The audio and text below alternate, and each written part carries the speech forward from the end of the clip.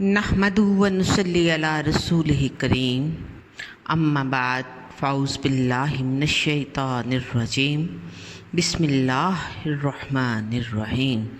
अस्सलामु अलैकुम रहमतुल्लाहि व बरकातहू।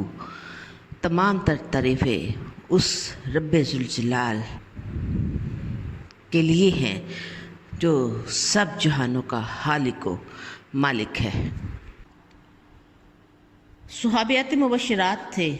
आज हम तज़किरा करते हैं हज़रत सुमैया बिन्नत हबात रज़ी अल्लाह अन्हा के बारे में। इस्लाम जिन्होंने कबूल किया वो पहले 7 अफराद की लिस्ट में से इनका नाम भी आता है। आपका शुमार अज़ीमुल मर्तबत सुहाबियात में होता है।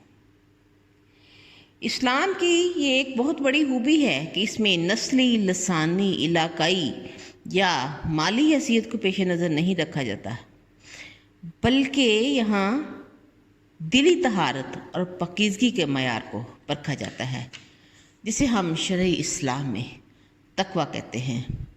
जैसे कि अल्लाह तबारक व तआला ने सूरतुल हुजरात की आयत नंबर 13 में फरमाया है, इन्ना अक्रमकुम इंदल्लाहि अत्क़ाकुम, तुम में से अल्लाह के यहाँ ज़्यादा इज़्ज़त वाला वो है जो ज़्यादा मुत्तकी और परहेज़गार है।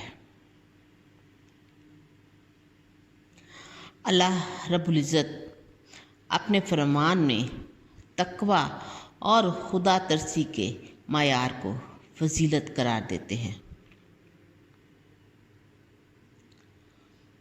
इस्लाम रंग और नस्ल से बालातर होके तक़वे की बुनियाद पे इंसानों को उनकी ग्रेडिंग करता है, क्योंकि जब नबी करीम अलैहिस्सलाम ने अपना आखिरी खुतबा हुज्जतुल विदा का पैगाम सुनाया था तो उन्होंने कह दिया था, ला फ़ज़्ल ली अरबी अला अजमी, यानी किसी अरबी को अजमी पर और किसी गोरे को काले पर कोई फजीलत हासिल नहीं, हाँ मगर मायार तक़वा फजीलत है। अमीर लश्कर हज़रत अम्र बिन आस रज़ी अल्लाह अन्हु ने 10 मुजाहिदीन पर मुश्तमिल एक वफ़द शाह मिस्र मुक़ौक़स के दरबार में भेजा, जिनके सरबराह हज़रत अबादा बिन्नत साबत रज़ी अल्लाह अन्हु थे।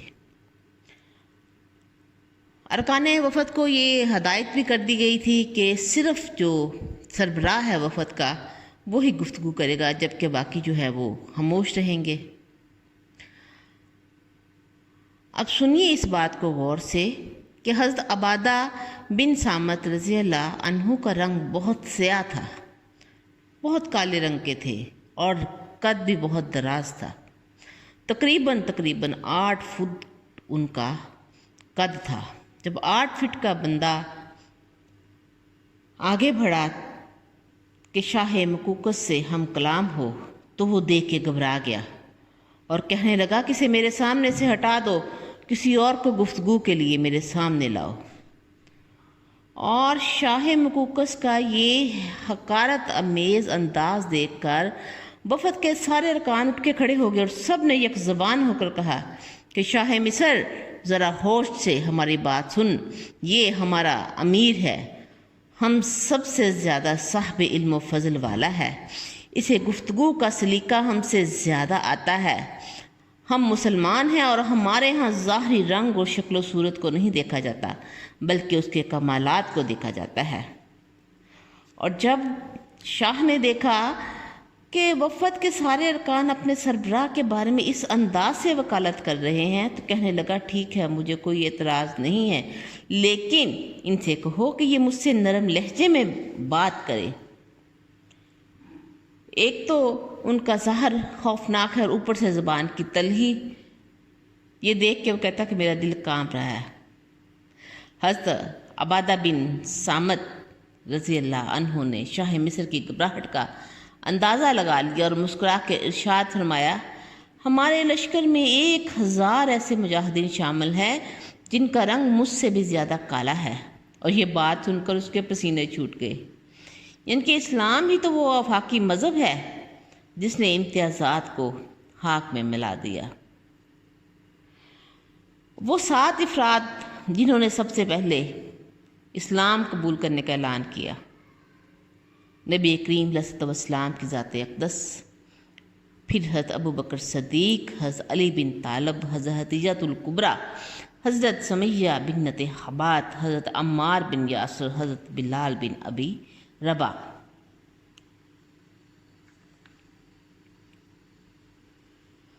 حضرت سمیہ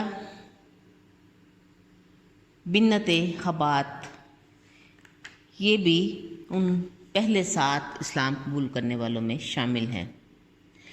ان کا بیٹا خاوند قریش کے ظلم و ستم کا بار بار نشانہ بنتے رہے۔ ایک روز نبی کریم علیہ الصلوۃ والسلام کا بازار سے گزر ہوا تو دیکھتے ہیں کہ قریش ان تینوں پر ظلم ڈھا رہے ہیں اور ایسی سزا دے رہے ہیں جس سے دیکھنے والے کے رونگٹے کھڑے ہو جاتے ہیں، لیکن مسلمانوں کی بے بسی کا یہ عالم ہے کہ دشمن کے چنگل سے چھڑا نہیں سکتے۔ تو آپ صلی اللہ علیہ وآلہ وسلم نے انہیں دلاسا دیا اور ارشاد فرمایا، اے آل یاسر صبر کرو، تمہارا ٹھکانہ جنت ہے، یعنی کہ ان کو ان کی زندگی میں ہی جنت کی ضمانت دے دی گئی۔ ابو جہل جو کہ اسلام کا دشمن تھا، اس نے حضرت سمیہ کو، ایک عورت کو، ایسی دردناک سزا دی کہ دشمن جو ہے وہ بھی کانپ اٹھا ہے، لیکن ان کے پائے استقلال میں کوئی کمی نہ آئی، وہ چٹان کی طرح مضبوطی سے اپنے ارادوں پہ جمی رہیں۔ ابو جہل نے بہت کہا کہ تم اس دین سے انکار کر دو، میں تمہیں یہ لے دوں گا وہ لے دوں گا، لیکن انہوں نے ہر بات ماننے سے انکار کر دیا۔ اس کمبخت نے 2 اونٹ منگوائے اور دونوں کو مخالف سمت میں کھڑا کر دیا۔ حضرت سمیہ کی ایک ٹانگ ایک اونٹ سے اور دوسری ٹانگ دوسرے اونٹ سے باندھ دی گئی، پھر بھی کہا اسے کہ باز آ جاؤ، وقت ہے، لیکن حضرت سمیہ نے اسلام کا دامن چھوڑنے سے صاف انکار کر دیا۔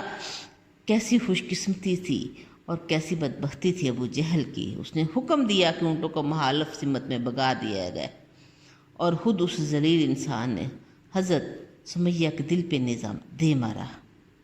حضرت سمیہ رضی اللہ عنہا کے جسم 2 ٹکڑوں میں تقسیم ہو گیا اور انہیں اسلام کی پہلی شہید خاتون ہونے کا اعزاز حاصل ہوا، اور یہ واقعہ ہجرت سے 7 سال پہلے کا ہے۔ حضرت سمیہ کے خاوند یاسر بھی دشمنوں کے اذیتناک سزا و کتاب نہ لاتے ہوئے اللہ کو پیارے ہو گئے۔ میاں بیوی کی شہادت کے بعد رسول اقدس صلی اللہ علیہ وآلہ وسلم ان کے بیٹے عمار سے بہت پیار کرتے تھے۔ اسے ابن سمیہ کے نام سے بڑے پیارے اور شفقت بھرے انداز میں بلایا کرتے تھے۔ حضرت عبداللہ بن مسعود رضی اللہ عنہ بیان کرتے ہیں کہ میں نے ایک روز رسول اقدس صلی اللہ علیہ وآلہ وسلم کو یہ فرماتے سنا، جب لوگوں میں اختلاف رونما ہوگا تو ابن سمیہ حق کا ساتھ دے گا۔ غزوہ بدر میں جب ابو جہل کو قتل کر دیا گیا تو رسول کریم علیہ الصلوۃ والسلام نے حضرت عمار سے مخاطب ہو کر فرمایا، دیکھو تیری والدہ کے قاتل کو اللہ نے واسطے جہنم کر دیا۔ مکہ معظمہ میں جب آل یاسر پر ظلم و ستم کے پہاڑ ڈھائے جا رہے تھے تو موقع پا کر عمار رسول اقدس صلی اللہ علیہ وسلم کی خدمت میں حاضر ہو گئے اور کہنے لگے، یا رسول اللہ صلی اللہ علیہ وآلہ وسلم، یہ ظلم کب تک ختم ہوگا اور کب ہمیں سکھ کا سانس لینا نصیب ہوگا؟ ظالموں نے تو انتہا کر دی۔ تو آپ نے تسلی دی اور دعا فرمائی کہ الہی اس خاندان کو جہنم کی آگ سے بچائے رکھنا۔ حضرت عثمان بھی روایت کرتے ہیں کہ رسول کریم علیہ الصلوۃ والسلام نے ارشاد فرمایا تھا، اے آل یاسر صبر کرو، تمہارا ٹھکانہ جنت ہے۔ یعنی کہ ہر لحظہ، ہر لمحہ جب بھی نبی کریم علیہ الصلوۃ والسلام آل یاسر کو دیکھتے اور انہیں ان کی زندگی میں ہی جنت کی بشارت دینے لگ جاتے۔ نبی کریم علیہ الصلوۃ والسلام نے ان خاندان جو کہ آل یاسر، جس میں حضرت سمیہ بنت حبات اور آپ کے خاوند یاسر اور آپ کے بیٹے، جن پہ اس کفار نے اور ظالموں نے انتہا کر دی تھی ظلم و ستم کی، نبی کریم علیہ الصلوۃ والسلام نے ان کو جنت کی بشارتیں دیں۔ اگرچہ دنیا میں انہوں نے اس خاندان نے سکھ نہ دیکھا، لیکن دکھ سہ کر، جان کی قربانی دے کر، ظلم و ستم برداشت کر کے اپنی آخرت کو ایسے سنوارا، جیسے کہ اللہ پاک ارشاد فرماتے ہیں سورۃ التوبہ کی آیت نمبر 111 میں، جو کہ حقیقت یہ ہے کہ اللہ نے مومنوں سے ان کی جانیں اور ان کے مال جنت کے بدلے خرید لیے ہیں۔ وہ اللہ کی راہ میں لڑتے، مارتے اور مرتے ہیں، ان سے جنت کا وعدہ اللہ کے ذمے ایک پختہ وعدہ ہے۔ اللہ کریم حضرت سمیہ کی مرکت پر اپنی رحمت کی بارش برسائے اور ہمیں دین ایمان کی روشنی کی حلاوت عطا کرے اور اپنے ایمان کی مضبوطی عطا فرمائے۔ وآخر دعوانا ان الحمد للہ رب العالمین۔